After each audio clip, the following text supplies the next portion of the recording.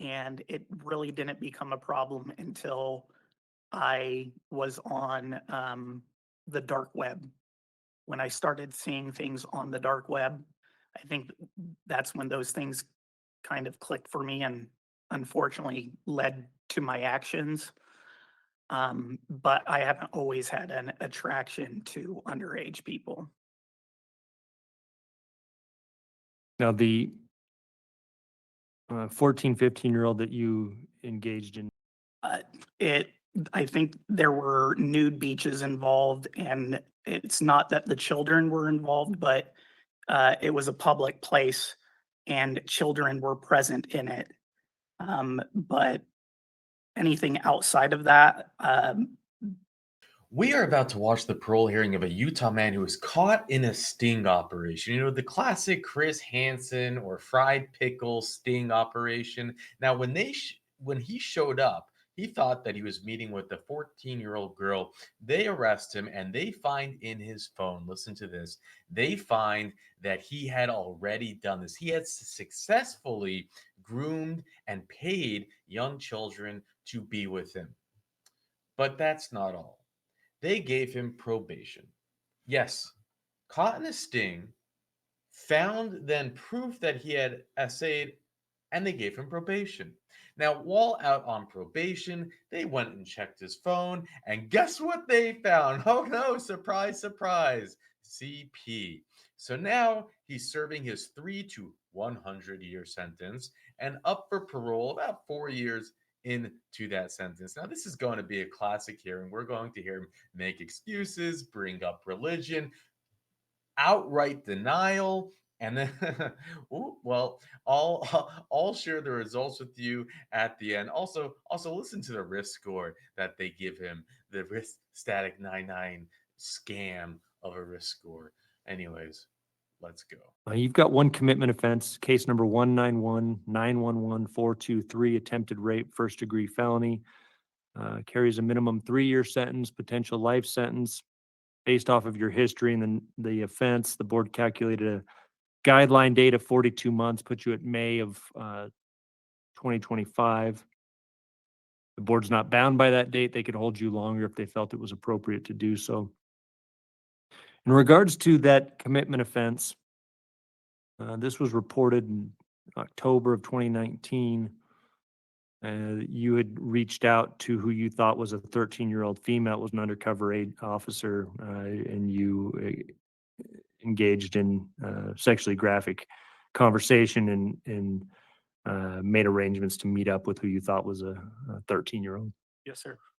Now, during that investigation, they, through searches of your phone and different things, they discovered that you had been in contact with a 14-year-old, that you had reached out to this individual through social media and that you had arranged a meeting, that you did in fact engage in sexual intercourse with a 14, 15-year-old. Yes, sir. Now, is that the extent of the offense? Was there any additional information that I left out? As No, far as that's exactly right. I take full responsibility for my actions, and what you've described is absolutely correct. and prior to October of 2019, had you ever engaged in this type of behavior? No. What do you think caused you to start seeking that out in 2019?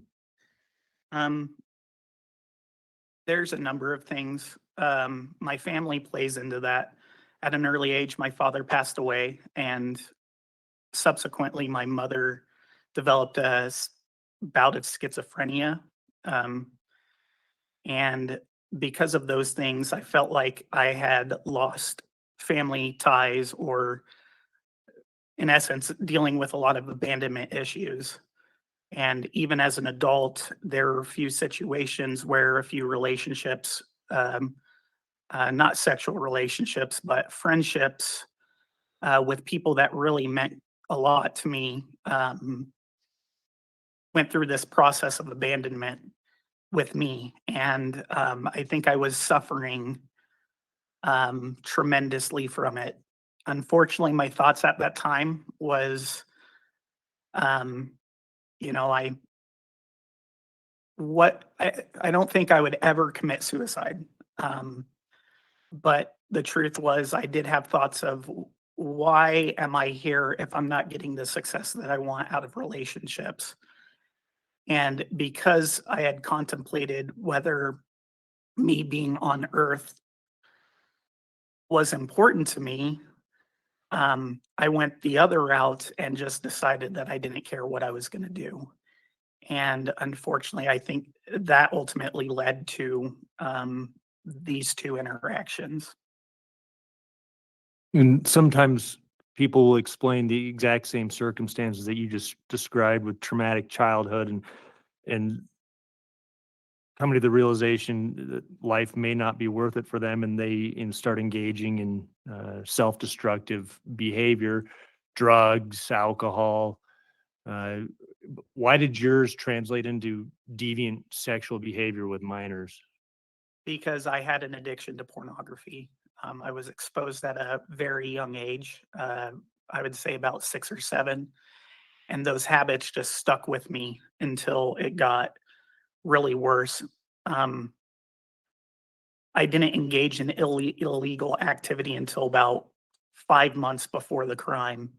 So that pornography addiction changed to needing something more significant.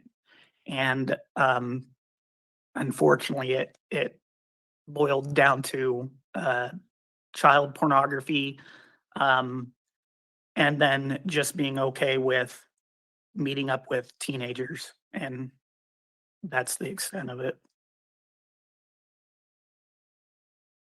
Prior to your addiction to pornography, did you notice within yourself that you had a sexual attraction to uh, underage girls? Not necessarily, no. Um, I had boundaries for myself, um, and it really didn't become a problem until I was on the dark web. When I started seeing things on the dark web, I think that's when those things kind of clicked for me and unfortunately led to my actions. But I haven't always had an attraction to underage people. Now, the 14, 15-year-old that you engaged in sexual activity with, you was part of the arrangement that you would pay her for the interactions, Sir. and then you also had reached out to her to see if she could find others to uh, participate, and then you would also pay them. Yes, sir. But that never came to fruition. You No. Um, to be honest, my religious upbringing plays a lot into it. Um, I knew that I was having a crisis at the time, and it's something that I've really needed to face and understand who I was. But the idea is that um, I didn't enjoy doing these things. I thought it was going to bring me self gratification, but it truly doesn't. It just hurts others. And I've realized through my incarceration that ultimately that's what it does. It doesn't bring me any peace. It doesn't bring me any joy out of actually doing those actions. So I think after I had the interaction with the teenager, that during that month before um, I received contact from somebody that I had reached out to on Kick, which were the police.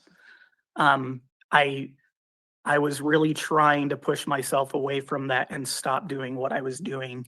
And so even though we did meet up and I said those things, I was fighting with myself throughout that month before the cops to just say no and not deal with her. In fact, I don't think I had additional contact with her. I don't remember, but I do remember trying to say no, and I just couldn't.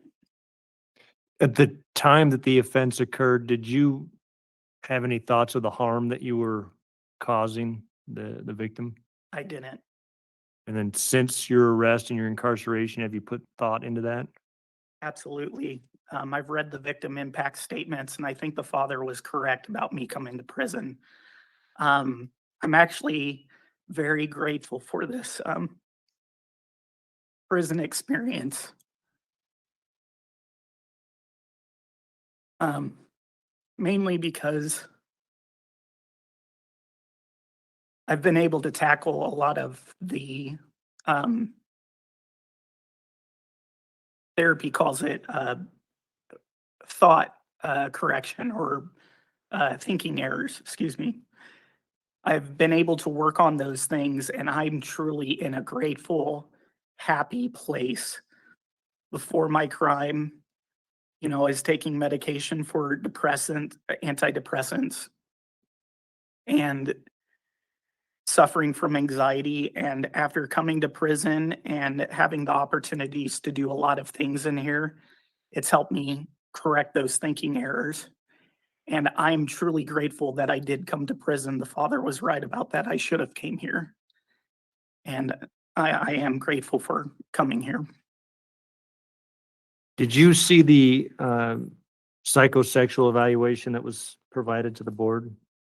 Are we talking about my therapist on the outside or the, No, the clinician that works for the Department of Corrections. I didn't have a chance to see that. Okay. I'll go through the report with you right now. So it was a Dr. Chandler. Do you remember doing an interview with Dr. Chandler? I didn't know his name, but I do recall it. Okay. They did a risk assessment. They used the stable 2007, the static 99R. Based off of those assessment tools, they evaluate you to be in the average risk range for sexual recidivism. Uh, the summary that was provided states Mr. Banks was previously tested by CY Roby in July 2021. At the time of his cognitive functioning, was assessed to be within the average range. He was functional at this level. Despite some indicators of depressed mood, low self-esteem, and pessimistic attitude, no mood disorder diagnosis was given. And it did mention, as you stated, that you were previously dealing with depression. Is that something that you're still? It is not. It's because I'm really taking to heart there's tablet courses we can take, and I've taken a number of them. I even think I've written about it in the letters that I've submitted. But when I came to prison, I knew I needed to change something. There's really not words that I can say to the victim and the victim's family that can really put them at peace about what I did. I caused a lot of pain and suffering and anxiety and all sorts of things to that family. And but the idea is that now instead of having if I get a thought, an impure thought, I go through this process of uh, using things to correct those thinking errors, like grounding techniques. I wrote about this as well in one of the letters I wrote about called wave surfing. There's a number of different ways where I've been able to actually control my thoughts. And for the first time in my life, I'm not using self-stimulation. I'm not having thoughts that lead to certain actions. And I said that, because I have a religious upbringing, and that's the most important thing to me right now is being right with God. And anyways, I don't think because of the things that I've been learning here in prison, I'm genuinely happy. I really am. I'm happy that I've been able to tackle these things and become successful, and I don't see me having to use drugs anymore. I don't need antidepressants. I've been slowly weaning myself off of those things.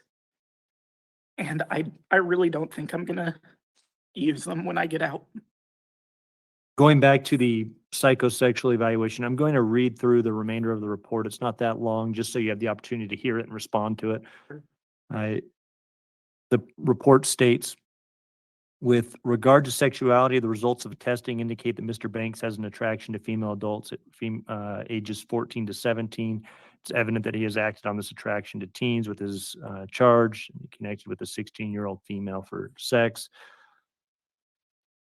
What gives additional cause for concern is that Mr. Banks has also attempted to connect with a 13-year-old who ended up being the police officer and messaged his 16-year-old victim about getting a 12 to 14-year-old to join them for another encounter. This is something we discussed in reviewing the offense summary. Yes, sir. Going back to the report, in his probation violation report, it states that he had images on his cell phone of new children under the age of 18 who were prepubescent and underdeveloped physically. Is that accurate? I do not think that part is accurate with the probation violation. Um, You never viewed pornography with prepubescent? no, so as part of the probation violation, what had happened was that I was having issues with rejection with employment opportunities. And what had happened was because of the tough feelings and emotions that I was feeling, I unfortunately did search out pornography. And as part of that pornography, um, uh, it I think there were nude beaches involved, and it's not that the children were involved, but it was a public place and children were present in it. But anything outside of that, I never had a discussion with APMP about that. That's so I don't know why that was part of that or why they wouldn't have asked me about that. Mr. Banks had been participating in outpatient sex offender treatment while on probation following his probation violation. As indicated, he needed to restart treatment program. Mr. Banks expressed a willingness to participate in sex offender treatment. The recommendations are as follows. It's recommended that while incarcerated, Mr. Banks participate in preparing for change program, which is held weekly for a period of 6 months. It's the pre-treatment portion. It's recommended that you enroll in core treatment, including the building resilience component, which would take 10 to 12 months to complete. It's recommended that Mr. Banks participate in life skill classes, which will improve your interpersonal relationship skills and engage in healthy and fulfilling relationships. So the recommendation is that you remain incarcerated to complete both pre-treatment and core treatment. Yes, sir.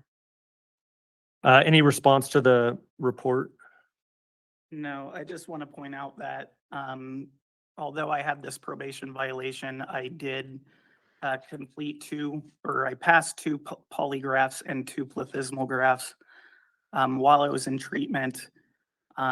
I really am trying to take, really was trying to take treatment seriously. I was honest upfront about a lot of things, but I do recognize that there were gaps in me being fully honest about the probation violation, about why I came here.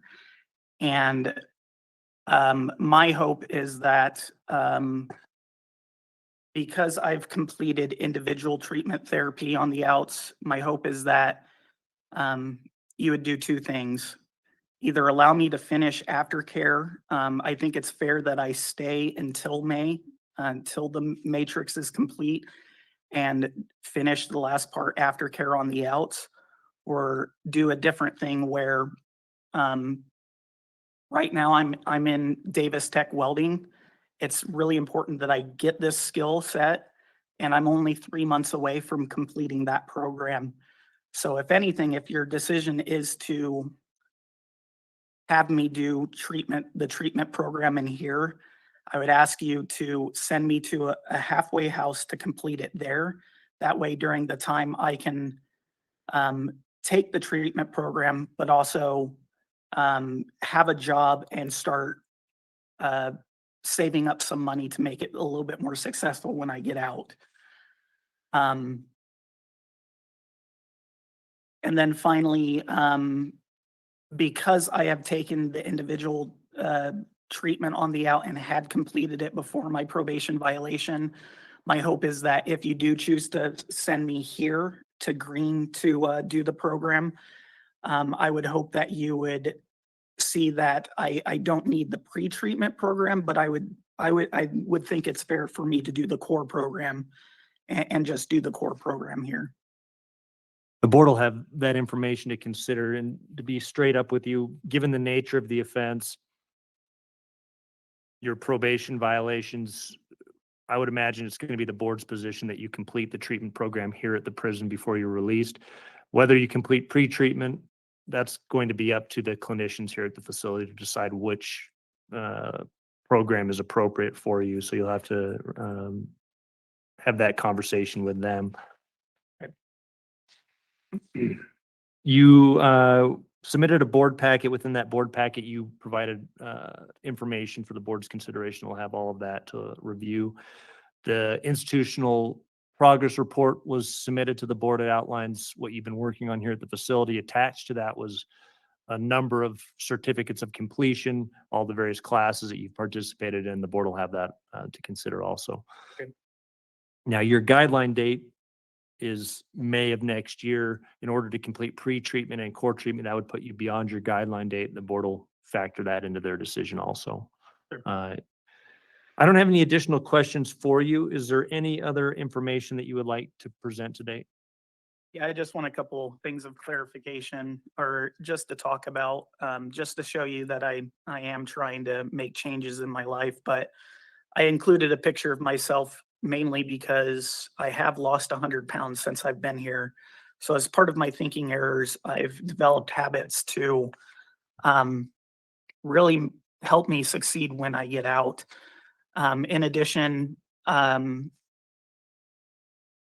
employment was the biggest reason why the rejection from employment opportunities were the biggest reason why I came back for the probation violation. And as part of that, I also included copies in there of my welding business checklist, which also includes the operating agreement that I've created, consent forms that be able to act on behalf of the business. And I think those are going to be very crucial things to help me make sure that I do not recidivize. Additionally, I hope I can submit this for you because it was sent to me directly instead of to the board. But I have another letter of support from the LDS volunteers who have built a relationship with me and wanted to speak on my behalf. So I'd hope that you would review that. Also, I'm in the solid program here at the prison, and because of my success and the changes that others are seeing in me, the main person, Alfredo, I don't know if you probably know who Alfredo is, but he wanted them to do an interview with me, and I think it adequately describes a lot of the things that I'm doing and the happiness that I'm feeling because I did come to prison. This really was a rewarding experience for me because I've been able to make changes. And so hopefully you can review those. But that's it. Okay, we'll run copies of those and I'll provide that information to the board. And what do you think Utah did? Well, in their brilliance, they granted parole because why not? Here you have it. His whopping 3 to 100-year sentence. It's a gimmick. We know better now. Granted effective October 20th, 2026. So, he didn't have to serve like another year, which is woo. But remember, this is someone who we know is a serial pedo. And even here, in all of his attempts at manipulation and doing the strangest things, like, oh, look at me, I lost weight. Like, well, you look the same, frankly, bro. And it's like, and oh, that was not CP on my phone. You see, it was pictures of the beach. It was a nude beach, and there was just children in the background. It's like, you think we're all a bunch of idiots, don't you?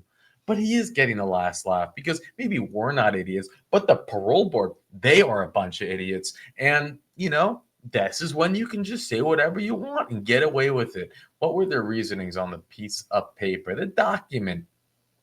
The court determines restitution, blah, blah, blah. Your next hearing, blah, blah, blah. Aggravating, I don't know. Your risk of ongoing behavior warrants additional incarceration. So this is how they're writing it as if he's getting more punished more by getting one more year. Decisions, it's just so stupid. They don't really, it's, you know what it is with Utah. Let's go over the sting, because there's actually a nice little article here. And in this situation, I do have to apologize to Sir Richard and Holly. I normally they go and do the research, but I was just scrolling through some of the archives and I saw it and I said, you know what? If I don't do this right now, I'm not going to end up getting to it because there's so much backlog. So I just jumped in. So there's probably much more information they can share. But so a man recently arrested and accused of enticing a minor during an undercover police operation and previously paid a teenage girl to engage in activity with him. Michael, who was 32 at the time, was charged Monday in district court with sexual assault, first-degree felony, 2 counts of enticing a minor, 4 counts of sexual exploitation of a minor, second-degree felonies, and attempted exploitation of a minor, third-degree felony. I think they gave him probation after this, huh? Banks recently contacted an undercover police officer posing as a 13-year-old girl at various social media dating apps, according to the charging documents. Bank arranged to meet with the girl for activity, despite being told she was only 13. When he arrived at the designated meeting location, he was arrested. When investigators started looking through his phone, they found a conversation of a girl that indicated that two had engaged in sexual activity. In the conversation, Banks told the girl to bring another girl between the age of 12 and 14 with her next time, and he would pay them $500 to split between them. The detective tracked down the girl and learned not only was she 16 years old, but Banks had paid her $100 to have sex with him. And even with all of this, they still gave him probation, and they still ranked him as moderate to low risk score. And then even after getting caught again with CP on his phone, and they paroled him. And it really is funny. There was also some words, I don't know if it was typos or misspeaking, where the parole board said that the psycho evaluation said that you are interested in young women. It's like, they're not women. 14 to 16, they're children. And then he spoke about, also there were contradictions where he states like, I like young people, or kids, but then I don't like us.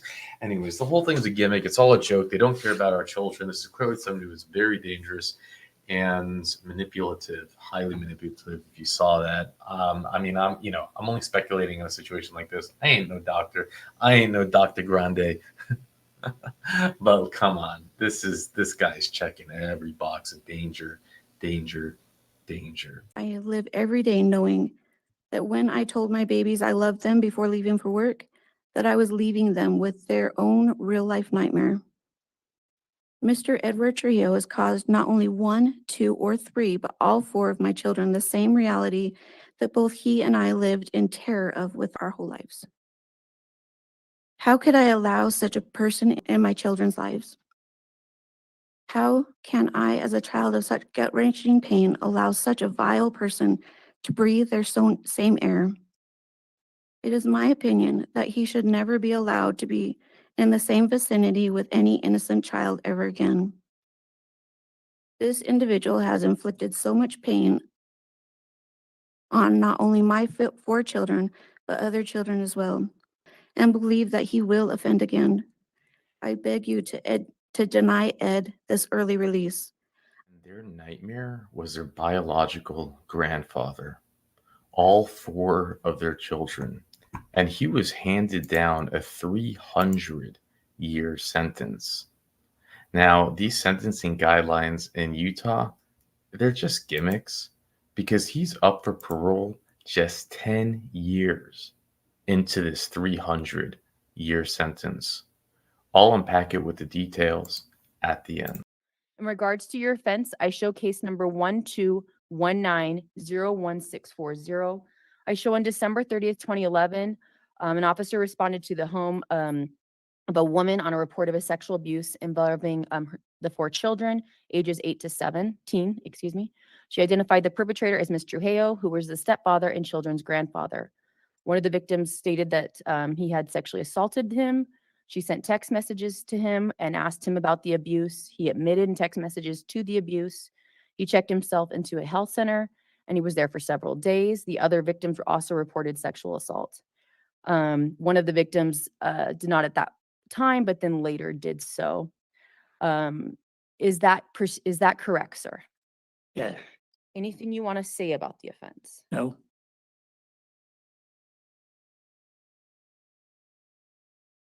Sir, is there anything you want to say about victim empathy or victim impact? Obviously, the victims are here today. Is there anything you would like to say about how this offense may have affected them? I'm sure it affected them badly. So all I can say is I don't know what their deep feelings are, but yeah, I'm sure it impacted them.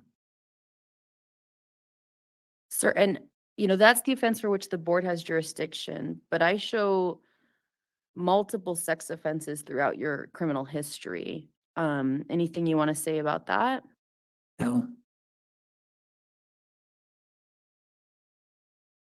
And I'm sorry if I stop talking. I'm making notes of everything everyone's saying today, so I don't want anyone to think I'm not listening. Can you give me a little more insight, sir, into what was going on during this time? What risks you have as to why this occurred?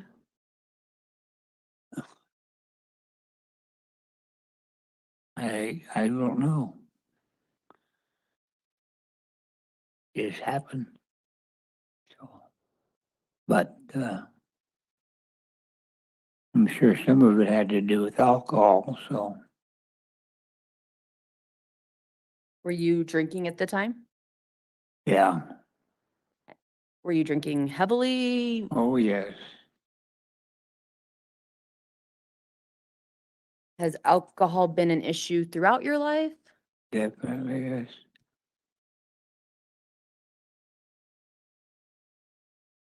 And sir, I'm trying to get as much information as I can because I have your blue disclosure packet, but I want to hear what you have to say, right? But there are obviously people who drink and this doesn't happen. So do you have any further insight into why this offense occurred? No, I haven't. Not at the time.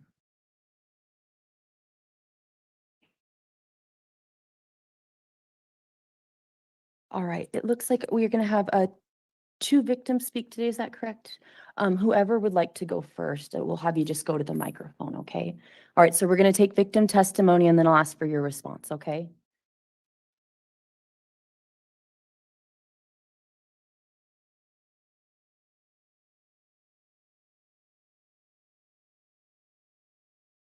Thank you for coming to this hearing, ma'am. Can you please state your name for the record?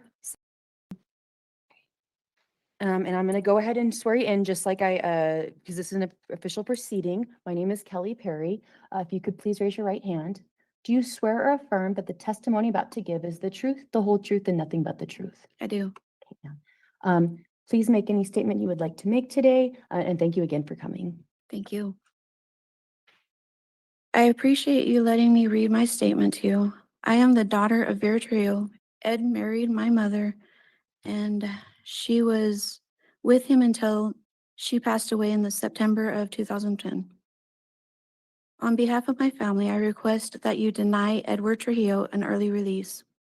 If it's okay, I have wrote a brief statement for the reason of my objection. I remember when Ed and I talked about our own abuse. I remember I expressed how painful it was to be bound by silence. I remember discussing that we had to hide our real selves so nobody would know how gut-wrenching it was to return home at the end of the day. I know that the defendant was abused as a child, and I know how much that had caused him, how much pain that had caused him. I hope that he knows he became the very person that he feared and hated while he was growing up.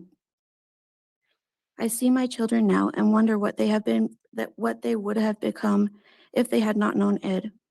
Edward has taken the very basic principles of childhood away from them. They learn to be afraid and sad. They learn to wear a brave face while they had the light taken from their eyes. They have learned not to trust anyone, to fear everyone, and to not get close to anyone. I wonder if if they ever would known they could be anything that they wanted to be because they were grounded before they could even learn to fly. I see how smart and determined my children are. I see that they get so close to the excelling, but pull back because so they don't get hurt. Ed has taught my children to hide, to be scared, and to not even trust themselves. I have spent countless hours in therapy and in doctor's offices. I have spent so much time in court rooms. I have lost jobs and job opportunities. I now have the knowledge that every day my babies lived in fear of the defendant. I live every day knowing that when I told my babies I loved them before leaving for work, that I was leaving them with their own real life nightmare. Mr. Edward Trujillo has caused not only 1, 2, or 3, but all 4 of my children the same reality that both he and I lived in terror of with our whole lives. How could I allow such a person into my children's lives? How can I, as a child of such gut-wrenching pain, allow such a vile person to breathe their same air? It is my opinion that he should never be allowed to be in the same vicinity with any innocent child ever again. This individual has inflicted so much pain on not only my 4 children, but other children as well. I know that he has been in prison for sexual abuse of a child at least once before and believe that he will offend again. I beg you to deny Ed this early release. I ask you to allow my children the safety of knowing that Mr. Edward Trujillo, the man they knew as Grandpa, will never be allowed to hurt them again.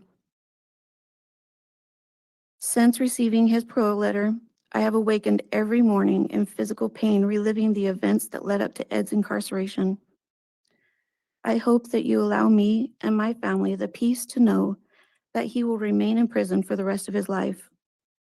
In conclusion, I want to say that the title of stepfather and step-grandfather is even too good for this man.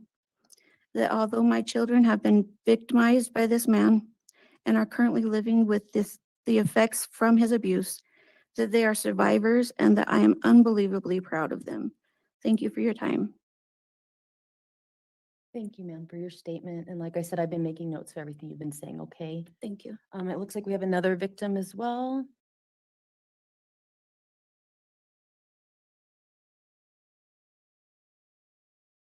Ma'am, can you please state your name for the record? Ma'am, I'm going to go ahead and swear you in, okay? So if you could please raise your right hand. Do you swear or affirm that the testimony about to give is the truth, the whole truth, and nothing but the truth? Yes, Okay, thank you again for coming to this hearing. Please go ahead and make your statement. I am here in front of you all today to share how my life was and continues to be affected by the abuse the defendant Edward Trujillo inflicted on me. I have severe, what some people would call the smallest or simplest things trigger me. If I hear or read the name Ed, I get very nervous and check my surroundings to make sure I am safe, even at work. I do not drink cherry Pepsi, and none of my friends or family will around me either. Even certain smells are triggering for me. The first thing I do when I go out in public is make sure I know the quickest way out.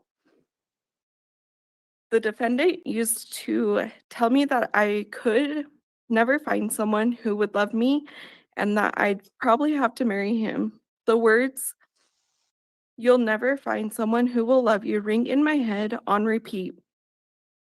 At the young age of 19, I married into a very unhealthy relationship that continued to worsen because I truly believed these words that I was told. I believed and still wonder if I will ever be enough or be able to be loved. I felt I couldn't do better, but I am proud to say I am divorced and remind myself daily I am lovable and enough. It has taken years of therapy and trying for the PTSD and nightmares that get so bad that I wake up screaming and or unable to breathe.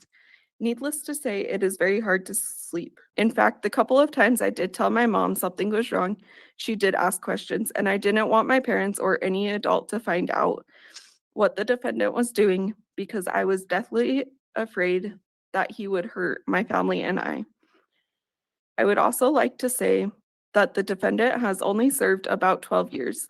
That is only 3 years per each of the 4 children he hurt in many ways. I feel the pain and suffering we went through and continue to go through and will have to continue to feel and have to learn how to navigate as our lives continue and change. And as we learn to navigate new relationships, we will never get to live a quote unquote normal life. What I'm trying to say is I do not feel like the defendant has served enough time to serve justice. I also want to say that I am not a victim, I am a survivor, and I will continue to survive because I deserve to survive. Thank you for the ability to sit here and give this statement. Thank you, ma'am. All right, sir. Would you like to make any response? Please put your response, direct your response towards me and not towards any of the people that just spoke, okay? Do you have any response?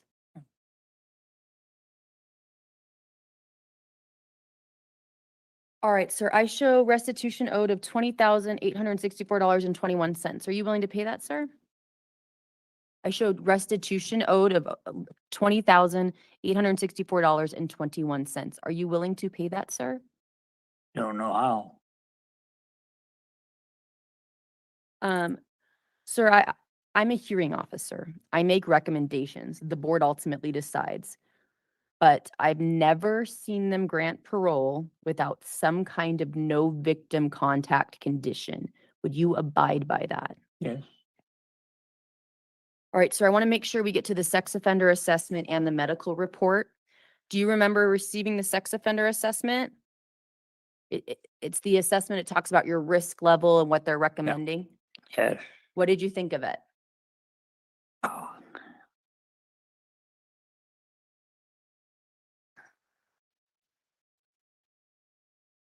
What did you think of it? What the sex offender treatment program is recommending? I think, to go in deeper into it, but yeah, it was good. So as just as a kind of as a reminder, they are recommending that you complete treatment within the prison. Do you remember that? Yeah. So, and you have completed pre-treatment, and Yeah. it noted that, but they want you to complete the full program. Yeah. What do you think of that? I tried. What do you mean Yeah. you tried? I tried getting into the program, but they never did tell me. I mean, they never come back and said, yeah, you can go into the program since I've been here.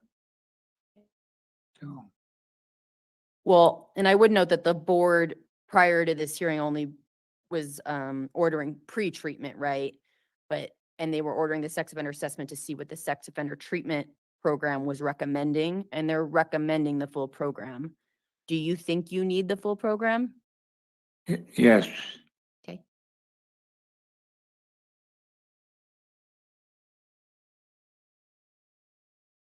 All right. So in the report, it said that you have cancer and congestive heart failure. And I'm just going over this not to be rude, but just because I'm trying to get your insight, okay?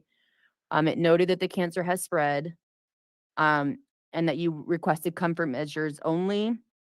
It said that you require assistance with your ADLs, also known as assisted daily livings, and that that you were currently in the current unit, and that you have an ADA helper. Does that all sound accurate in that report? Yes. Okay. Anything else you want to say about your medical needs? No, I just want to know. I just, they need to just tell me what it is and how far it's gone. That's what I'm sorry, sir. I'm not sure I understand. I asked them how long I thought they would thought I had, but they won't tell you.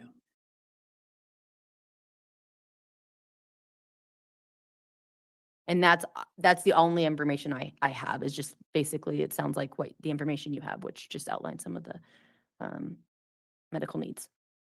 Sir, so you took a sex offender pretreatment. What did you learn in pretreatment, if anything? Or did you like it or not like it? I liked it. I learned a lot about me, and not only what I went through, but what the victims went through. I'm hoping I did. Can you kind of expand on that for me, what you mean by that? Well, I didn't know who I was at the time. Things came out that I couldn't remember. And so it helped me a lot to know me.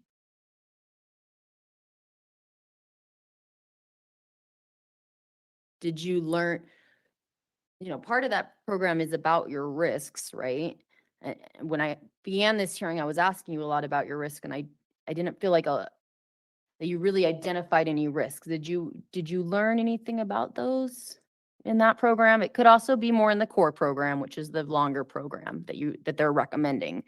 But from my understanding, that you learned something about your risks. Do you remember discussing that at all in the program? It's been a while since I went to that program. I don't remember most of it.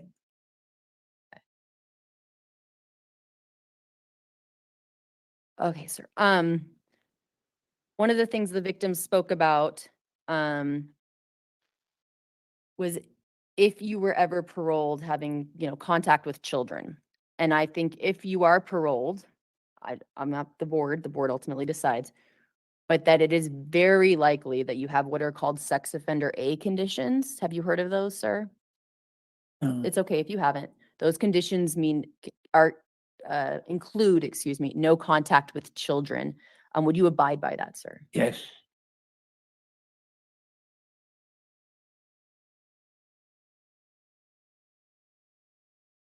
Okay, sir. I would note you have no disciplinary violations. In regards to your release plans, I show that you would like to live in Idaho with David. Is that correct? Yes. Are there any children in that home? No.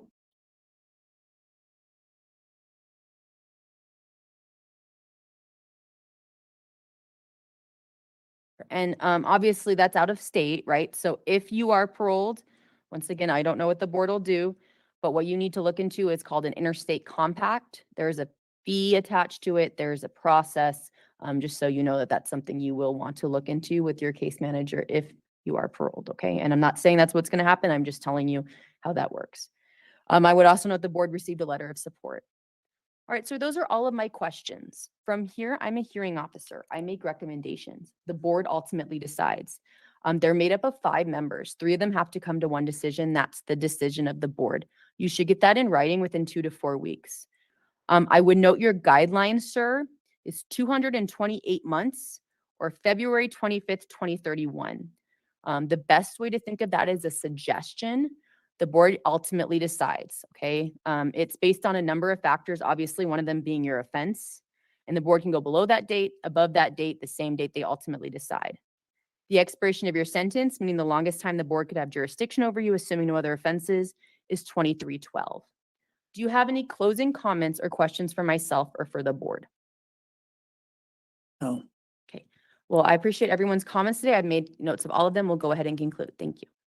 So they denied this cockroach, but if you can imagine the insensitivity, insanity, just complete lack of compassion and empathy that the system has for these victims, is that they re-granted this cockroach a parole hearing in 8/2026, 1 year from that hearing date.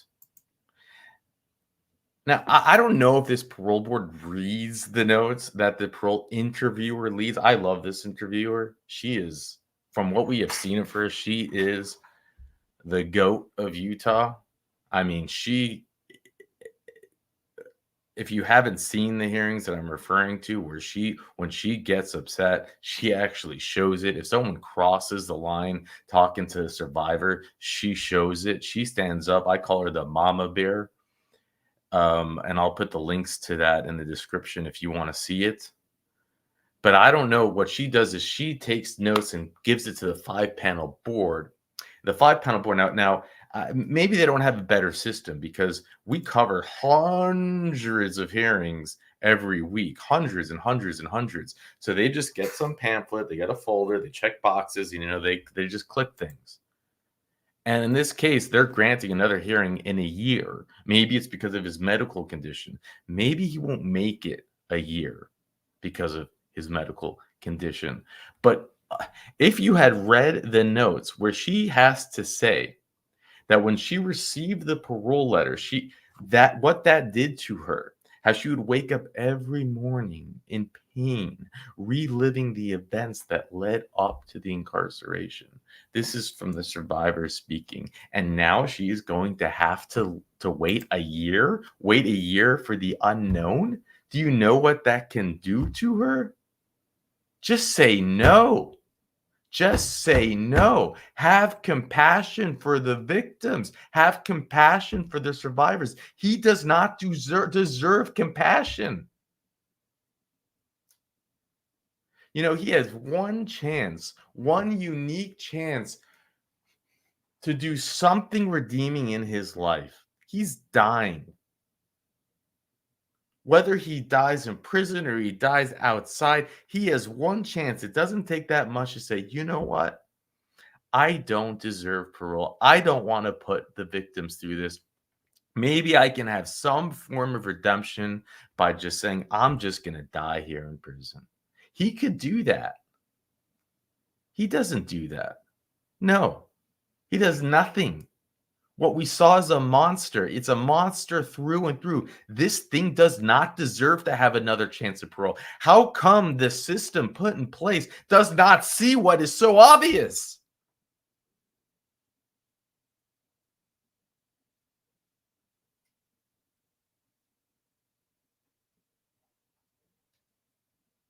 Why would he get a chance? A 300-year sentence. Why?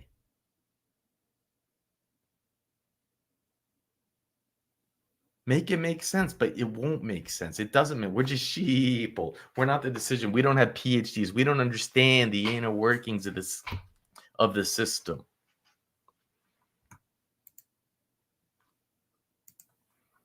Can you imagine this was only written in 2012? He was only convicted in 2014. It's been 10 years. 4 children for years. Plus, he has his 1989 conviction, right? Now, it's just children. We don't exactly know how long he served that 1989 conviction. But I don't think it takes a genius to believe that he has been a predator all his life.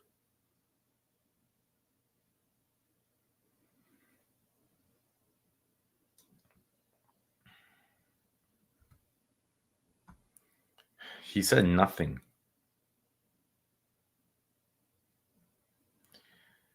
On the contrary, on the flip side, and we see this so often, we see the survivors come up. They leave mic drops. They leave powerful statements, short, not a word wasted, not a word too much, not a word too little.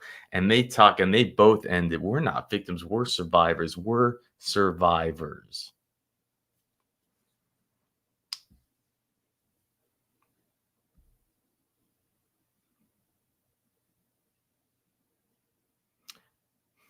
And they're going to out-survive this cockroach. He's going to, I don't know, it's scary is that it seemed he had support sitting behind him. It seemed he had some place to go. How anyone could support this roach is disgusting.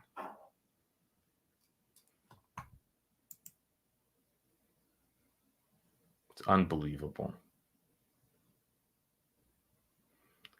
He's 90 years old. Hopefully he doesn't make it. Imagine if he does. Now it's interesting how he said, I don't know how much time I have left. They're not telling me. And I don't believe that. I believe that they would tell him. I believe, it could be wrong. If someone knows the system better, please put it in the comment section. But I believe that was one more twist of manipulation. He was trying to find out, he was trying to get information from the board. Does the board know how much time I have left? Maybe if they don't know, if they have exact number, maybe that can lead to them just granting me because I don't have time left, but I don't know. At 90 years old with that type of situation, you can't expect as much.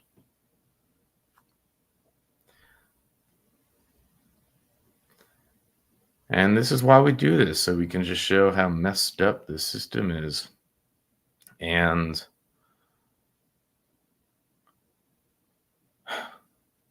thank you, Richard, for helping tie together these interviews, saying, hey, Mandu, you got to do this hearing. Because again, we cover hundreds and hundreds and hundreds, actually thousands. So you got to find the ones that really make a difference. And with that, I'll let you go. Although my children have been victimized by this man and are currently living with the effects from his abuse, that they are survivors and that I am unbelievably proud of them. Thank you for your time. We will never get to live a quote unquote normal life. What I'm trying to say is I do not feel like the defendant has served enough time to serve justice. I also want to say that I am not a victim, I am a survivor, and I will continue to survive because I deserve to survive.